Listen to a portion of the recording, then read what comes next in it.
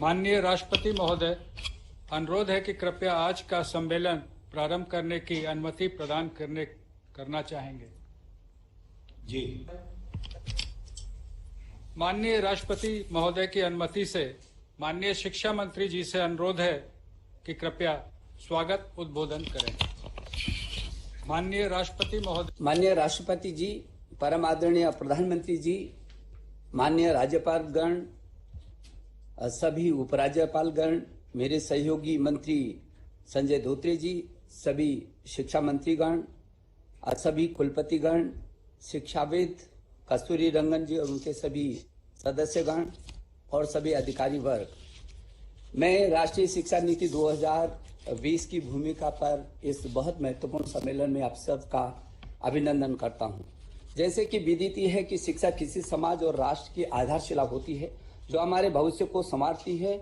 1947 में देश की स्वतंत्रता के पश्चात शिक्षा पहली राष्ट्रीय नीति भारत सरकार द्वारा 1968 में लागू की गई थी।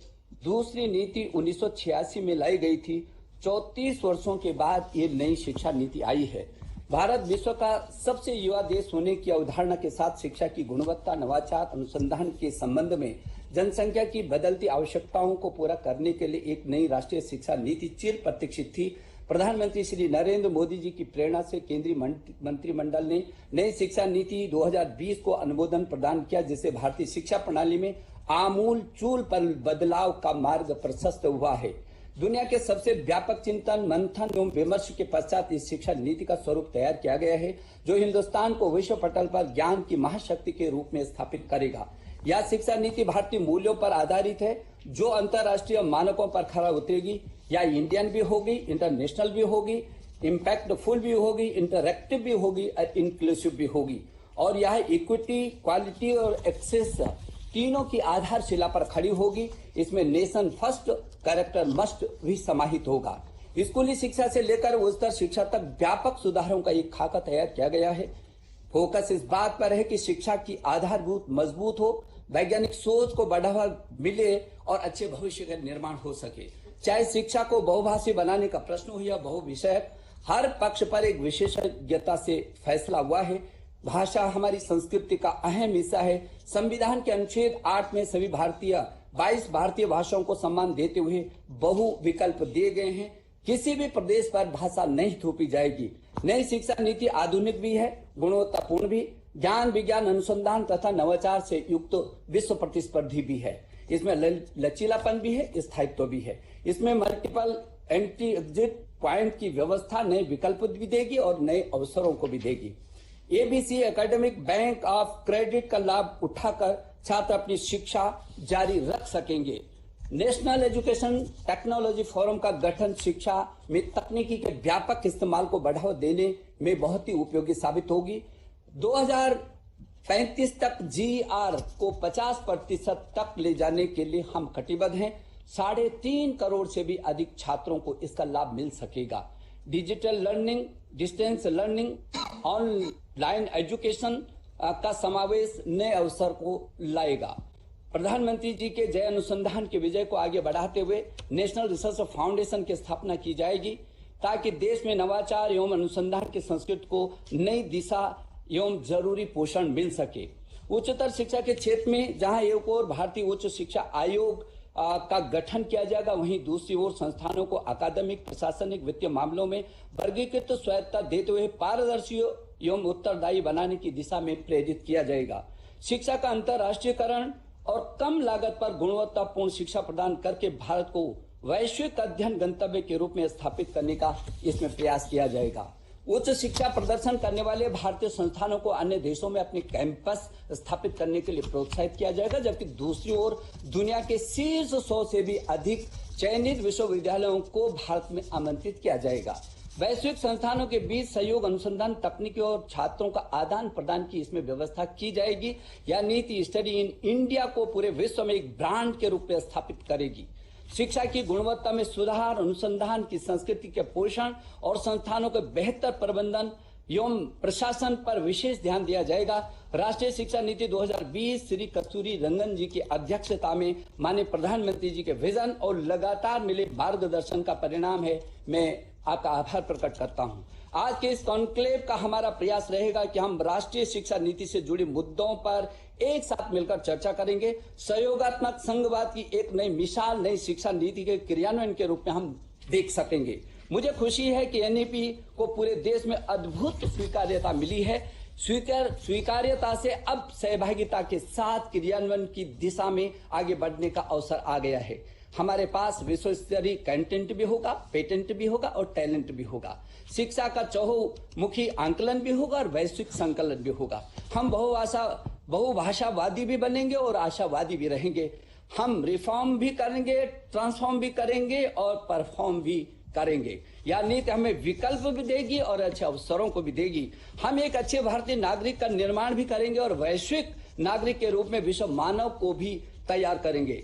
आप सभी के सुझाव, चिंतन, सहयोग, समन्वय एवं सहभागिता से हम इस नीति को बिना देरी के क्रियान्वयन की दिशा में आगे बढ़ाएंगे। भारत निश्चित ज्ञान की महाशक्ति के रूप में उभरेगा। मेरे देश के यशस्वी प्रधानमंत्री जी के नए स्वर्णिम भारत के निर्माण का विजन हम सब मिलकर कर पूरा करेंगे। वो भारत स्वच्छ भारत होगा, स्वस्थ भारत होगा, सशक्त भारत होगा, श्रेष्ठ भारत होगा, आत्मनिर्भर भारत होगा और एक भारत होगा। इसके लिए make in India, digital India, skill India, startup और स्टैंड अप और स्टडी इन इंडिया के रूप में इसकी आधारशिला तैयार हो चुकी है। प्रधानमंत्री जी के सबका साथ, सबका विकास, सबके विश्वास की इस पवित्र भावना के साथ एक बार मैं पुनः आप सबका आभार प्रकट करता हूं और बहुत विनम्रता से अपने यशस्वी प्रधानमंत्री जी को निवेदन करता हूं कि वह हमारा मार्गदर्शन करें। प्रधानमंत्री जी।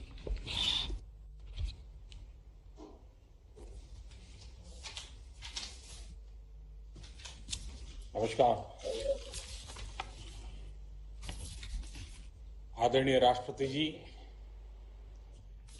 मंत्रिमंडल के मेरे सहयोगी रमेश पोखरियाल जी, संजय धोत्रे जी, इस सम्मेलन में भाग ले रहे सभी माननीय राज्यपाल, उपराज्यपाल से राज्यों के शिक्षा मंत्री, राष्ट्रीय शिक्षा नीति को आकार देने में मुख्य भूमिका निभाने वाले डॉक्टर कस्तूरी रंगन जी और उनकी टीम, अलग अलग विश्वविद्यालय के कुलपति, शिक्षाविद, देवियों और सज्जनों,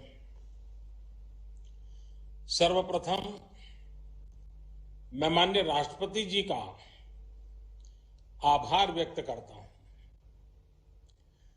राष्ट्रीय शिक्षा नीति के संदर्भ में ये आयोजन बहुत ही प्रासंगिक है, बहुत महत्वपूर्ण है। शिक्षा जगत का सैकड़ों वर्षों का अनुभव एक साथ यहां एकत्रित है। मैं सभी का स्वागत करता हूं, अभिनंदन करता हूं। मान्यवर, देश की एस्पिरेशंस को पूरा करने का बहुत महत्वपूर्ण माध्यम शिक्षा नीति और शिक्षा व्यवस्था होती है। शिक्षा व्यवस्था की जिम्मेदारी से केंद्र सरकार, राज्य सरकार, स्थानीय निकाय सभी जुड़े होते हैं। लेकिन ये भी सही है कि शिक्षा नीति में सरकार, उसका दखल, उसका प्रभाव कम से कम होना चाहिए। शिक्षा नीति से जितना शिक्षक जुड़े होंगे, अभिभावक जुड़े होंगे, छात्र छात्राएं जुड़े होंगे, उतना ही उसकी प्रासंगिकता और व्यापकता दोनों ही बढ़ती है। राष्ट्रीय शिक्षा नीति पर 4-5 साल उसके पूर्व ये काम शुरू हुआ था। देश के लाखों लाख लोगों ने, शहर में रहने वाले लोगों ने, गांव में रहने वाले लोगों ने, शिक्षा क्षेत्र से जुड़े अनुभवी लोगों ने इसके लिए अपना फीडबैक दिया था, अपने सुझाव दिए थे। शिक्षा नीति का जो ड्राफ्ट तैयार हुआ था, उसके अलग अलग पॉइंट्स पर भी 2 लाख से अधिक लोगों ने अपने सुझाव दिए थे।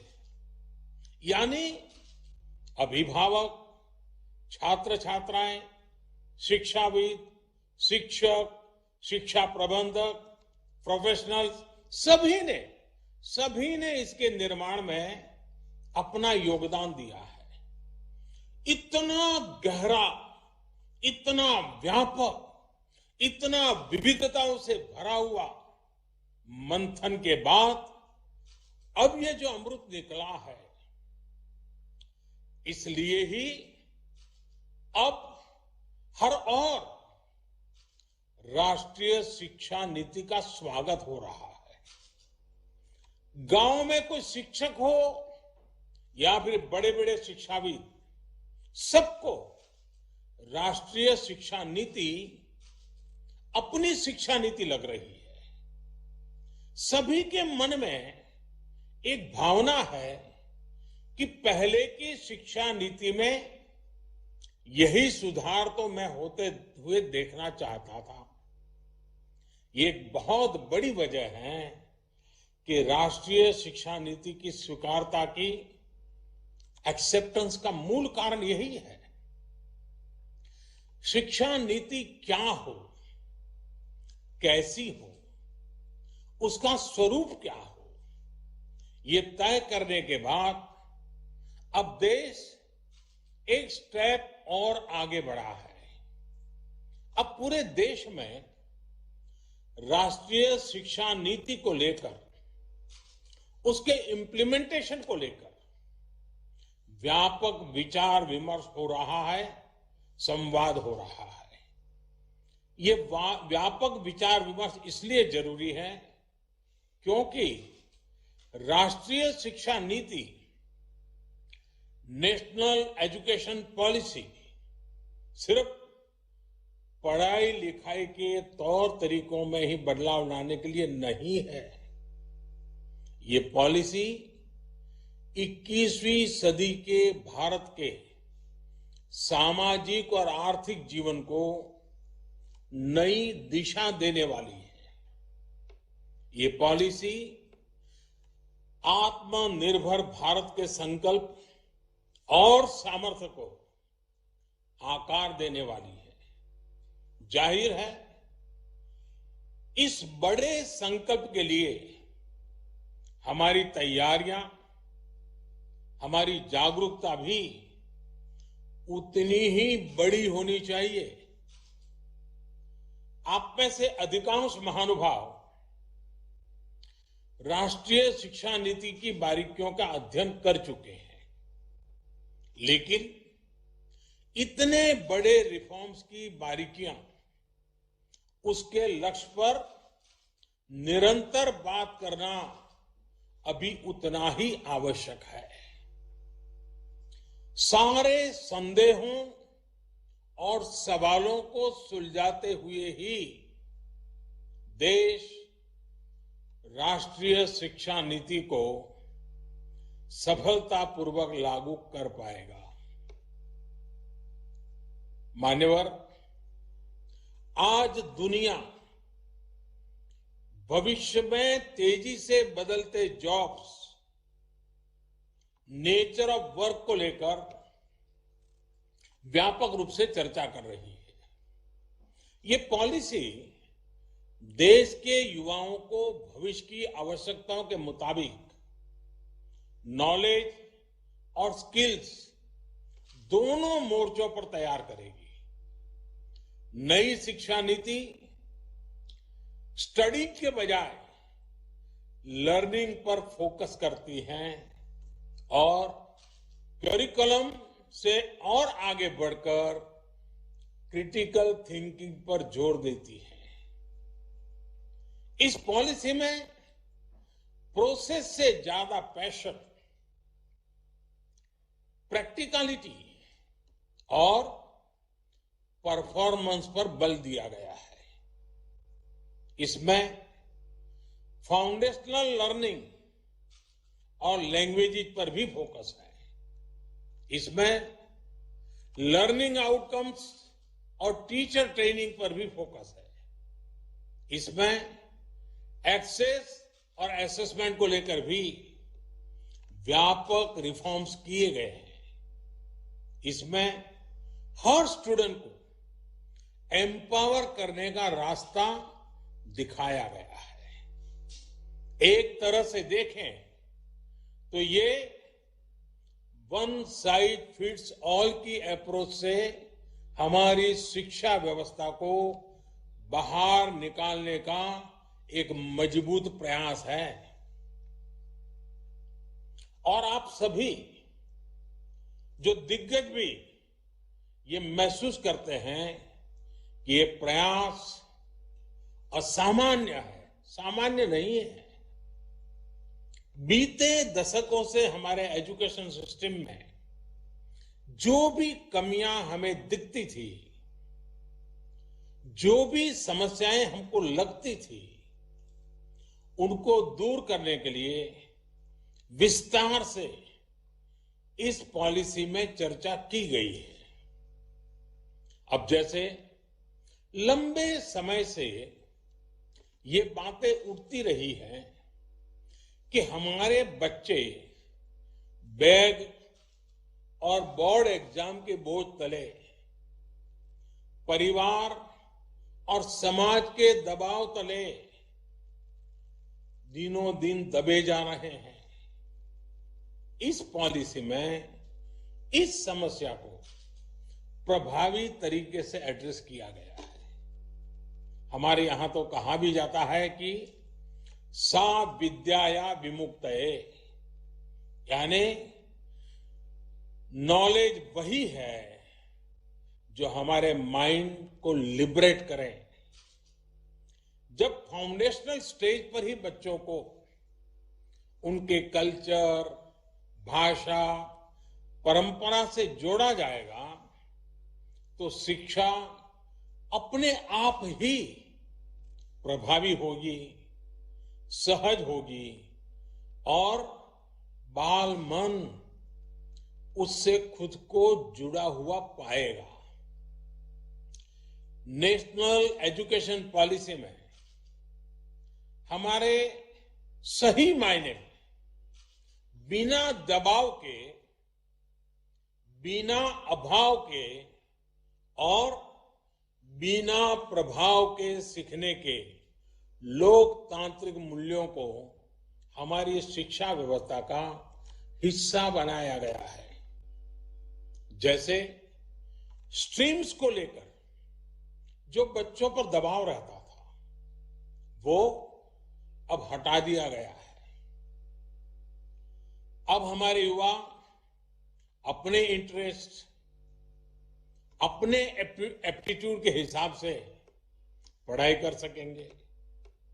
वरना पहले होता यह था कि दबाव के कारण विद्यार्थी अपनी क्षमता के बाहर की कोई और ही स्ट्रीम चुन लेते थे और जब तक उनको रियलाइज होता था तब तक बहुत देर हो जाती थी। परिणाम यह होता था कि या तो विद्यार्थी थक हार कर ड्रॉप कर लेता था या फिर जैसे तैसे अपना गुजारा कर लेता था, समय बिताता था। इससे किस प्रकार की समस्याएं हमारे देश में पैदा होती रही हैं, ये कितनी समस्याओं की जड़ है, मैं समझता हूं मुझसे ज्यादा आप लोग जानते हैं, भली बात जानते हैं। राष्ट्रीय शिक्षा नीति में ऐसी समस्याओं का समाधान तो है ही। एकेडमिक बैंक ऑफ क्रेडिट से भी छात्रों को बहुत लाभ होगा।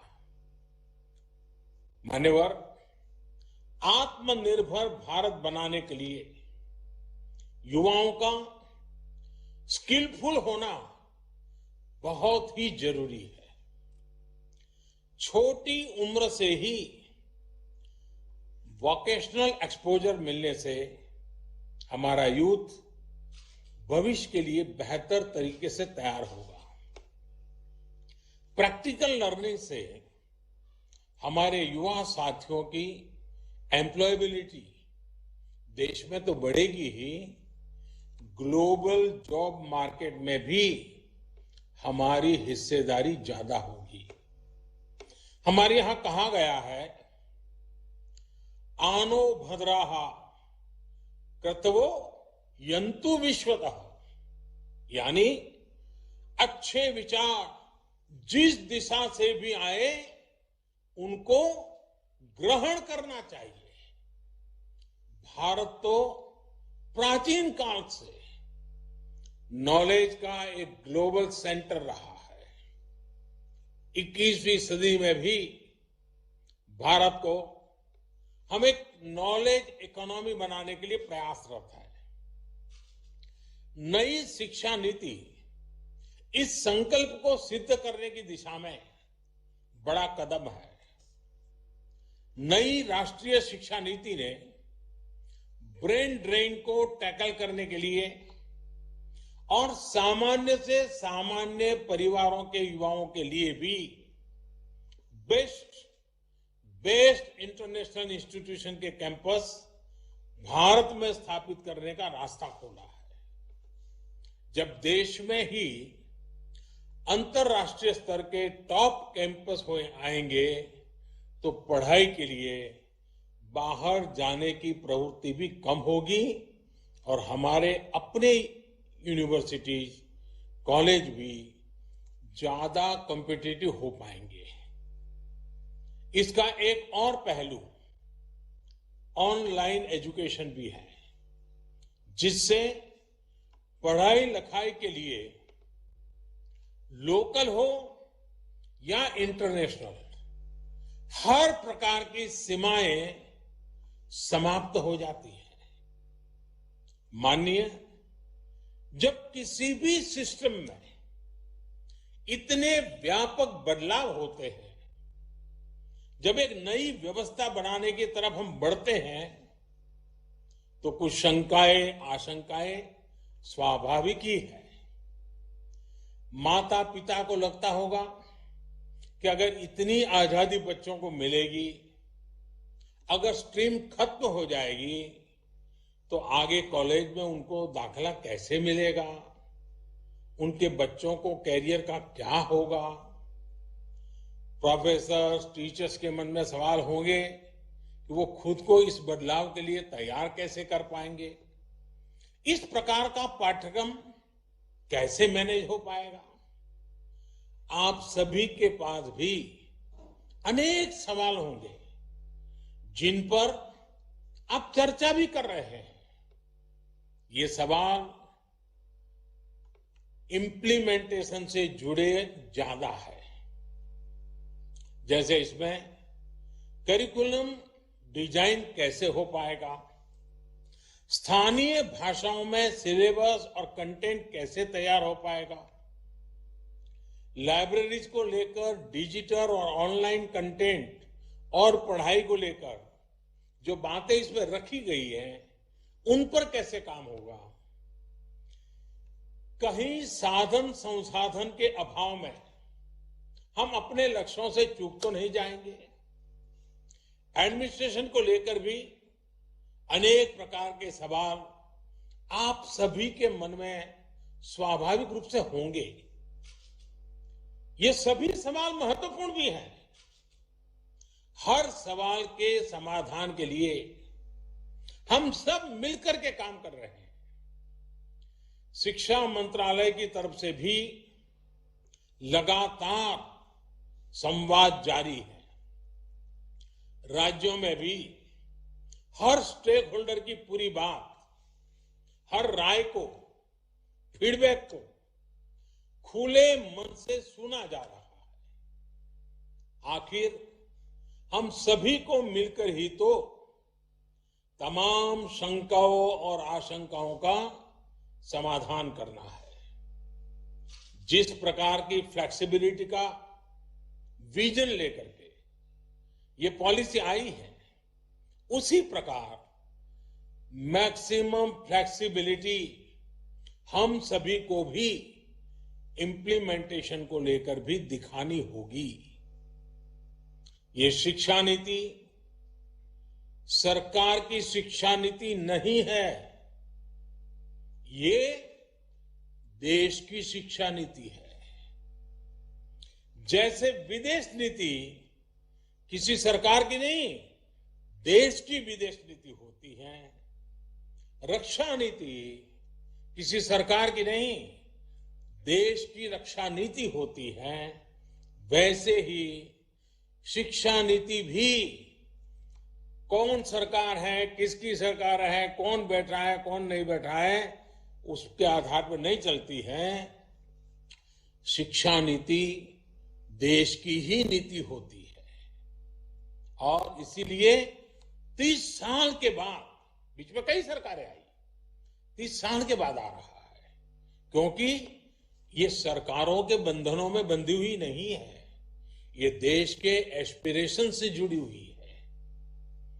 माननीय राष्ट्रीय शिक्षा नीति में तेजी से बदलते हुए समय को देखते हुए, भविष्य को ध्यान में रखते हुए व्यापक प्रावधान किए गए हैं। जैसे जैसे टेक्नोलॉजी का विस्तार गांव-गांव तक हो रहा है, देश के गरीब से गरीब को, हर वंचित पिछड़े आदिवासी तक आधुनिक टेक्नोलॉजी पहुंचती जा रही है।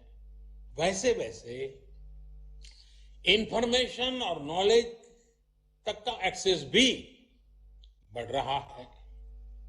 आज मैं देखता हूं कि वीडियो ब्लॉग के माध्यम से, वीडियो स्ट्रीमिंग साइट्स पर अनेक युवा साथी ऐसे ऐसे चैनल चला रहे हैं, हर विषय की ऐसी बेहतरीन कोचिंग उपलब्ध करा रहे हैं जिसके बारे में पहले गरीब घर का बालक या बालिका सोच भी नहीं सकते थे। टेक्नोलॉजी तक होने वाली इस पहुंच से क्षेत्रीय और सामाजिक असंतुलन की एक बहुत बड़ी समस्या तेजी से कम होती जा रही है। हमारी जिम्मेदारी ये है कि हम हर यूनिवर्सिटी, हर कॉलेज में टेक्नोलॉजिकल सॉल्यूशंस को ज्यादा प्रमोट करें। मान्यवर, कोई भी सिस्टम उतना ही इफेक्टिव और इंक्लूसिव हो सकता है जितना बेहतर उसका गवर्नेंस मॉडल होता है।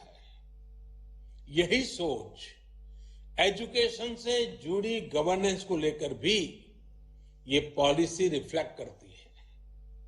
कोशिश ये की जा रही है कि हायर एजुकेशन के हर पहलू, चाहे एकेडमिक हो, टेक्निकल हो, वोकेशनल हो, हर प्रकार की शिक्षा को साइलो से बाहर निकाला जाए। एडमिनिस्ट्रेटिव लेयर्स को कम से कम रखा जाए, उनमें अधिक समन्वय हो। ये प्रयास भी पॉलिसी के माध्यम से किया गया है। हायर एजुकेशन के रेगुलेशन को भी इस पॉलिसी के जरिए और सिंप्लीफाई और स्ट्रीमलाइन किया जाएगा। ग्रेडेड ऑटोनॉमी के कंसेप्ट के पीछे भी कोशिश यही है कि हर कॉलेज, हर यूनिवर्सिटी के बीच हेल्दी कंपटीशन को एनकरेज किया जाए और जो संस्थान बेहतर परफॉर्म करते हैं उनको रिवॉर्ड किया जाए। अब हम सभी का ये सामूहिक दायित्व है कि नेशनल एजुकेशन पॉलिसी 2020 NEP 2020 की इस भावना को हम लेटर एंड स्पिरिट से लागू कर सके। मेरा आप सभी से विशेष आग्रह है कि 25 सितंबर से पहले अपने राज्यों, केंद्र शासित प्रदेशों की यूनिवर्सिटीज में ज्यादा से ज्यादा इस प्रकार के वर्चुअल कॉन्फ्रेंस आयोजित किए जाएं। प्रयास यही है कि नेशनल एजुकेशन पॉलिसी को लेकर समझ निरंतर हम समझते चलें, हमारी समझ बेहतर हो सके, इसके लिए प्रयास हो। एक बार फिर आप सभी को अपना समय निकालने के लिए मैं बहुत बहुत आभार व्यक्त करता हूं। मैं आदरणीय राष्ट्रपति जी का पुनः आभार व्यक्त करता हूं। आप सबको बहुत बहुत शुभकामनाएं। धन्यवाद। आदरणीय प्रधानमंत्री जी, आपके अत्यंत भावपूर्ण और प्रेरणादायी मार्गदर्शन के लिए हम सब हृदय की गहराइयों से आपका आभार प्रकट करते हैं। अब मैं बहुत ही विनम्रता पूर्वक माननीय राष्ट्रपति जी से अनुरोध करता हूं कि वे उद्बोधन के लिए हमारा मार्गदर्शन करें और उन्हीं की प्रेरणा से ये आज सम्मेलन हो रहा है, वो हमें पाथवे दें, हमारा मार्गदर्शन करें। माननीय राष्ट्रपति जी। धन्यवाद। राष्ट्रीय शिक्षा नीति 2020 पर आयोजित राज्यपालों के इस सम्मेलन में उपस्थित प्रधानमंत्री श्री नरेंद्र मोदी जी, केंद्रीय शिक्षा मंत्री श्री रमेश पोखरियाल निशंक जी, केंद्रीय शिक्षा राज्य मंत्री श्री संजय धोत्रे जी, समस्त राज्यपाल व उपराज्यपाल, राज्यों के शिक्षा मंत्रीगण, इसरो के पूर्व अध्यक्ष व राष्ट्रीय शिक्षा नीति के प्रमुख शिल्पी डॉक्टर कस्तूरी रंगन जी, सभी कुलपति, निदेशक व शिक्षाविद। यह शिक्षा नीति परामर्शों की अभूतपूर्व और लंबी प्रक्रिया के बाद तैयार की गई है। मुझे बताया गया है कि इस नीति के निर्माण में लगभग 2.5 लाख ग्राम पंचायतों, 12,500 से अधिक स्थानीय निकायों तथा लगभग 675 जिलों से प्राप्त 2 लाख से अधिक सुझावों को ध्यान में रखा गया है। ऐसी राष्ट्रव्यापी तथा विस्तृत भागीदारी के कारण यह शिक्षा नीति सही मायनों में राष्ट्रीय अपेक्षाओं और समाधानों को समाहित करती है। यह शिक्षा नीति 21वीं सदी की आवश्यकताओं व आकांक्षाओं के अनुरूप देशवासियों को, विशेषकर युवाओं को आगे ले जाने में सक्षम होगी।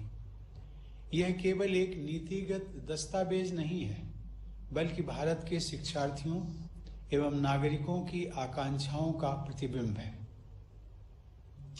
इस शिक्षा नीति के निर्माण व निर्धारण की विस्तृत व जटिल प्रक्रिया को सफलतापूर्वक संपन्न करने के लिए मैं केंद्रीय शिक्षा मंत्री, राज्य शिक्षा मंत्री, मंत्रालय के सभी अधिकारियों एवं अन्य संस्थानों के लोगों को साधुवाद देता हूं। इस शिक्षा नीति को वर्तमान स्वरूप प्रदान करने वाले पद्म विभूषण से सम्मानित डॉक्टर कस्तूरी रंगन एवं उनकी टीम के सभी सदस्य विशेष सराहना के पात्र हैं। राष्ट्रीय शिक्षा नीति 2020 के ऐतिहासिक दस्तावेज को वर्तमान स्वरूप प्रदान करने में उनके दूरदर्शी नेतृत्व एवं प्रेरक भूमिका के लिए मैं प्रधानमंत्री जी को बधाई देता हूं। राष्ट्रीय शिक्षा नीति की घोषणा के बाद विभिन्न स्तरों और क्षेत्रों में इस पर चर्चा परिचर्चा होने लगी है। शिक्षाविदों, अभिभावकों, विद्यार्थियों व सामान्य लोगों ने इस नीति का स्वागत किया है। यह कहा जा रहा है कि यदि इस नीति के अनुरूप बदलाव कर लिए जाते हैं तो भारत एक शिक्षा महाशक्ति बन जाएगा। इस शिक्षा नीति के क्रियान्वयन में राज्यपालों की महत्वपूर्ण भूमिका होगी। वर्तमान में 400 से अधिक राज्य विश्वविद्यालयों तथा उनसे संबद्ध 40,000 से अधिक महाविद्यालयों में 2.5 करोड़ से अधिक विद्यार्थी शिक्षा प्राप्त करते हैं। इस दृष्टिकोण से राज्य विश्वविद्यालयों के ऊपर एक विशेष जिम्मेदारी है। अधिकांशतः राज्यपाल ही इन विश्वविद्यालयों के कुलाधिपति हैं। विश्वविद्यालयों, महाविद्यालयों, संस्थाओं तथा अन्य स्टेक होल्डर्स के साथ संवाद और समन्वय स्थापित करके शिक्षा नीति को कार्य रूप देने में राज्यपालों को अपना योगदान देना है। मुझे बताया गया है कि कुछ राज्यों ने वर्चुअल सम्मेलन आदि के माध्यम से शिक्षा नीति के क्रियान्वयन की दिशा में परामर्श प्रारंभ भी कर दिया है। ऐसे सभी प्रयास सराहनीय हैं। सामाजिक न्याय और व्यक्तिगत उन्नति का सबसे प्रभावी माध्यम शिक्षा होती है। समाज के भविष्य को बेहतर बनाने के लिए शिक्षा में निवेश करने से बेहतर अन्य कोई निवेश नहीं हो सकता। 1968 की शिक्षा नीति से लेकर इस शिक्षा नीति तक एक स्वर से निरंतर यह स्पष्ट किया गया है कि केंद्र व राज्य सरकारों को मिलकर सार्वजनिक शिक्षा के क्षेत्र में जीडीपी के 6% निवेश का लक्ष्य रखना चाहिए। 2020 की इस शिक्षा नीति में इस लक्ष्य तक शीघ्रता से पहुंचने की अनुशंसा की गई है। शिक्षण तथा पठन पाठन ऐसा होना चाहिए जो विद्यार्थियों में अन्वेषण, समाधान, तार्किकता व रचनात्मकता विकसित करे और नई जानकारी को आवश्यकतानुसार उपयोग में ला सकने की दक्षता व नई सोच पैदा करे। उन्हें ऐसी शिक्षा दी जाए जो चरित्र निर्माण, नैतिकता, करुणा और संवेदनशीलता का भाव विकसित करे और उन्हें रोजगार योग्य भी बनाए। इस नीति के द्वारा उच्चतर शिक्षा प्रणाली में आमूल बदलाव करते हुए युवाओं को उनकी आकांक्षा व आवश्यकता के अनुरूप शिक्षा प्रदान करने की व्यवस्था की गई है। इस शिक्षा नीति में यह स्पष्ट किया गया है कि सार्वजनिक शिक्षा प्रणाली ही जीवंत लोकतांत्रिक समाज का आधार होती है। अतः सार्वजनिक शिक्षण संस्थानों को मजबूत बनाना अत्यंत आवश्यक है। नई शिक्षा नीति में इस बात पर बल दिया गया है कि हम सबको भारतीय जीवन मूल्यों पर आधारित आधुनिक शिक्षा प्रणाली विकसित करनी है। साथ ही यह भी प्रयास करना है कि सभी को उच्च गुणवत्ता से युक्त शिक्षा प्राप्त हो तथा एक जीवंत व समता मूलक नॉलेज सोसाइटी का निर्माण हो। विद्यार्थियों में मूल अधिकारों, कर्तव्यों और संवैधानिक मूल्यों के प्रति आदर भाव, देश प्रेम तथा बदलते विश्व में अपने दायित्वों के प्रति जागरूकता उत्पन्न करना भी इस शिक्षा प्रणाली का उद्देश्य है। उच्चतर शिक्षा के सभी क्षेत्रों में विशेषकर प्रोफेशनल्स को तैयार करने वाली शिक्षा प्रणाली में सार्वजनिक उद्देश्य और नैतिकता के महत्व पर बहुत बल दिया गया है। शिक्षा के माध्यम से हमें ऐसे विद्यार्थियों को गढ़ना है जो राष्ट्र गौरव के साथ साथ विश्व कल्याण की भावना से ओतप्रोत हों और सही अर्थों में ग्लोबल सिटीजन बन सके। इस नीति के द्वारा डिजिटल व ग्लोबलाइज्ड दुनिया में भारत की शिक्षा व्यवस्था का स्वरूप स्पष्ट किया गया है। सामाजिक तथा आर्थिक रूप से वंचित समूहों के लोगों को शिक्षा से जोड़ने पर विशेष बल दिया गया है। वर्ष 2025 तक प्राथमिक विद्यालय स्तर पर सभी बच्चों को मूलभूत साक्षरता और संख्या ज्ञान प्राप्त कराना इस शिक्षा प्रणाली की सर्वोच्च प्राथमिकता तय की गई है। इसके आधार पर ही आगे की शिक्षा का ढांचा खड़ा हो सकेगा। शिक्षा व्यवस्था में किए जा रहे बुनियादी बदलावों में शिक्षकों की केंद्रीय भूमिका रहेगी। इस शिक्षा नीति में यह स्पष्ट किया गया है कि शिक्षण के पेशे में सबसे होनहार लोगों का चयन होना चाहिए तथा उनकी आजीविका, मान मर्यादा और स्वायत्तता को सुनिश्चित किया जाना चाहिए। स्कूली शिक्षा को मजबूत आधार देने के लिए अगले वर्ष यानी 2021 तक इस शिक्षा नीति पर आधारित टीचर्स एजुकेशन का एक नवीन और व्यापक पाठ्यक्रम तैयार करने का लक्ष्य है। टीचर्स एजुकेशन उच्च शिक्षा का अंग है, अतः राज्य स्तर पर आप सबको टीचर्स एजुकेशन से जुड़े अत्यंत महत्वपूर्ण लक्ष्यों को प्राप्त करना है। इस संदर्भ में शैक्षिक रूप से सुदृढ़, मल्टी डिसिप्लिनरी और इंटीग्रेटेड टीचर्स एजुकेशन कार्यक्रम शुरू करने का प्रावधान है। वर्ष 2030 तक इस क्षेत्र में केवल उच्च स्तरीय संस्थान ही सक्रिय रह जाएंगे। विश्व परिदृश्य को देखते हुए व्यावसायिक शिक्षा यानी वोकेशनल एजुकेशन के विषय में एक नए महत्वाकांक्षी दृष्टिकोण को अपनाया गया है। 12वीं पंचवर्षीय योजना के आकलन के अनुसार भारत में वर्कफोर्स के 5% से भी कम लोगों ने औपचारिक व्यावसायिक शिक्षा प्राप्त की थी। यह संख्या संयुक्त राज्य अमेरिका में 52%, जर्मनी में 75% और दक्षिण कोरिया में 96% थी। भारत में व्यावसायिक शिक्षा के प्रसार में तेजी लाने की आवश्यकता को देखते हुए यह तय किया गया है कि स्कूल तथा हायर एजुकेशन सिस्टम में वर्ष 2025 तक कम से कम 50% विद्यार्थियों को व्यावसायिक शिक्षा प्रदान की जाए। इससे हमारे डेमोग्राफिक डिविडेंड का सही लाभ मिल सकेगा। भारतीय परंपरा में विकसित लोक विद्या को उच्च शिक्षण संस्थानों द्वारा व्यावसायिक शिक्षा से जोड़ा जाएगा। इस नीति में यह स्पष्ट किया गया है कि व्यावसायिक शिक्षा को मुख्य धारा की शिक्षा का ही अंग समझा जाएगा और ऐसी शिक्षा को बराबर का सम्मान दिया जाएगा। इससे बच्चों और युवाओं में कौशल वृद्धि के साथ साथ श्रम की गरिमा के प्रति सम्मान का भाव भी पैदा होगा। नई शिक्षा नीति में ऐसी उच्चतर शिक्षा की अवधारणा की गई है जो परंपरा से पोषण प्राप्त करती हो और अपने दृष्टिकोण में आधुनिक व भविष्योन्मुख भी हो। शिक्षण पद्धति और बाल मनोविज्ञान की दृष्टि से सभी स्वीकार करते हैं कि आरंभिक शिक्षा का माध्यम मातृभाषा होनी चाहिए। इस सोच के अनुरूप नई शिक्षा नीति में त्रिभाषा सूत्र की संस्तुति की गई है। इस शिक्षा नीति में भारतीय भाषाओं, कला और संस्कृति को प्राथमिकता दी गई है।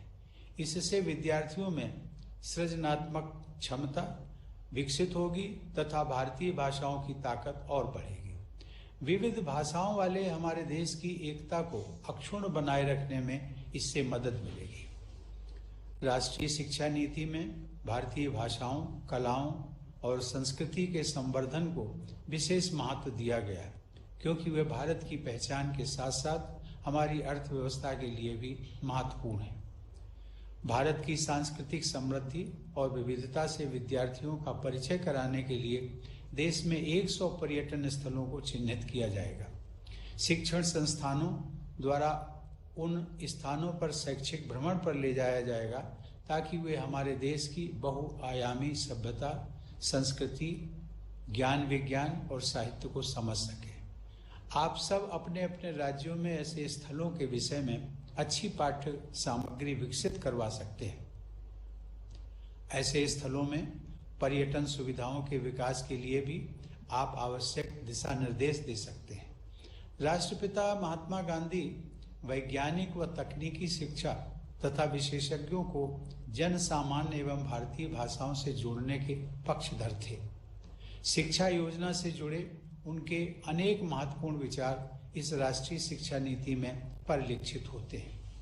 बापू ने कहा था, मेरी योजना में ज्यादा और बेहतर पुस्तकालय होंगे, ज्यादा और अच्छी प्रयोगशालाएं होंगी, अधिक और श्रेष्ठतर अनुसंधान संस्थाएं होंगी। उसके अंतर्गत रसायन शास्त्रियों, इंजीनियरों और अन्य विशेषज्ञों की एक पूरी सेना तैयार की जाएगी। ये लोग देश के सच्चे सेवक होंगे और उस राष्ट्र की विविध और बढ़ती हुई जरूरतें पूरी करेंगे, जिसे अपने अधिकारों तथा आवश्यकताओं का उत्तरोत्तर अधिकाधिक भान होता जा रहा है। और ये सभी विशेषज्ञ विदेशी नहीं बल्कि आम जनता की भाषा बोलेंगे। जो ज्ञान से प्राप्त करेंगे वो आम लोगों की पहुंच के अंदर होगा, वो उसके साझेदार होंगे। आंख मूंद कर नकल करने के बजाय सच्चे मौलिक काम किए जाने लगेंगे, ये बापू ने कहा था। मित्रों, तक्षशिला, नालंदा, वल्लभी और विक्रमशिला जैसे प्राचीन विश्वविद्यालयों से प्रेरणा लेते हुए बड़े और मल्टी डिसिप्लिनरी विश्वविद्यालयों तथा हायर एजुकेशन इंस्टीट्यूशंस अथवा क्लस्टर्स को स्थापित करने की अनुशंसा की गई है। Multi disciplinary education and research universities अर्थात मेरू की स्थापना की जाएगी, जिनका लक्ष्य विश्व स्तरीय गुणवत्ता प्राप्त करने का होगा। इससे देश के हर हिस्से में बहुमुखी प्रतिभा वाले योग्य और रचनाशील युवाओं का विकास हो सकेगा। ऐसे प्रयासों से भारत में अंतर्राष्ट्रीय छात्रों की संख्या बढ़ेगी। भारत को एक ग्लोबल स्टडी डेस्टिनेशन के रूप में विकसित किया जाएगा, जहां कम खर्च पर उत्कृष्ट शिक्षा उपलब्ध होगी। अच्छा प्रदर्शन करने वाले भारतीय विश्वविद्यालयों को अन्य देशों में परिसर स्थापित करने के लिए प्रोत्साहित किया जाएगा। साथ ही दुनिया के शीर्ष विश्वविद्यालयों को भारत में आकर शिक्षा प्रदान करने की अनुमति दी जाएगी। वंचित क्षेत्रों में उच्च शिक्षा के लिए वर्ष 2030 तक प्रत्येक जिले में या उसके समीप कम से कम एक बड़ा multidisciplinary higher education institution उपलब्ध कराने का लक्ष्य है। इसके लिए राज्य स्तर पर अनेक कदम उठाए जाने होंगे।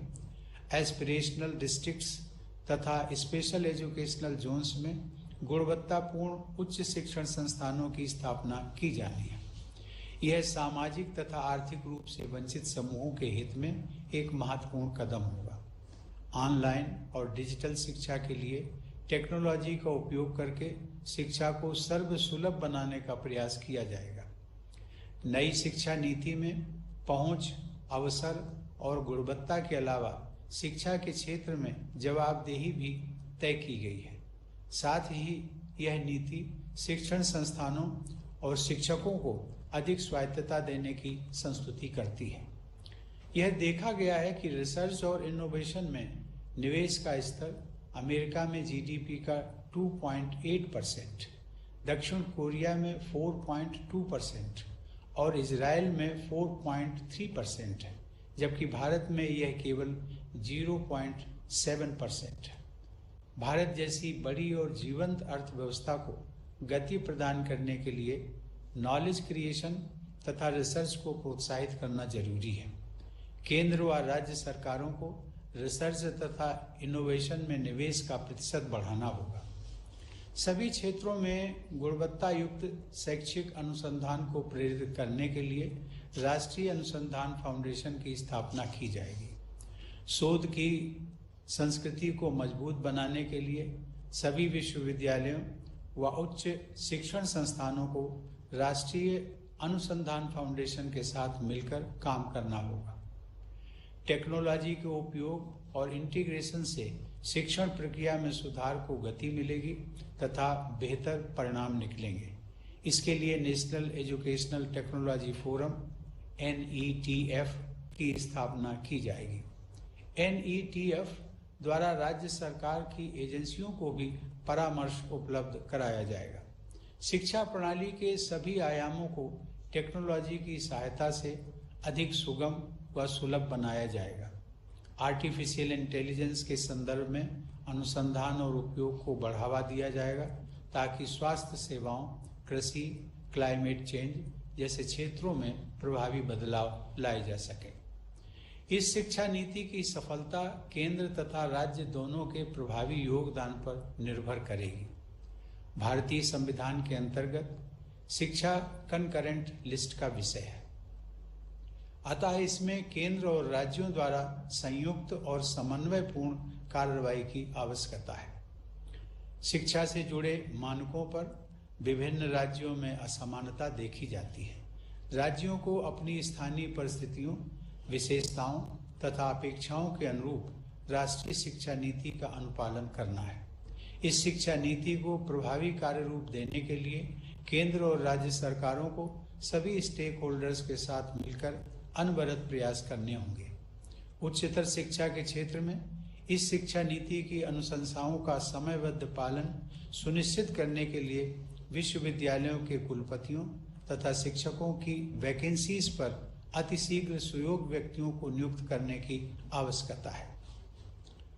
प्रधानमंत्री जी व शिक्षा मंत्री जी, राष्ट्रीय शिक्षा नीति पर आज आयोजित परिचर्चा के संदर्भ में मैंने कुछ दिन पूर्व सभी राज्यपालों व उपराज्यपालों से बात की थी।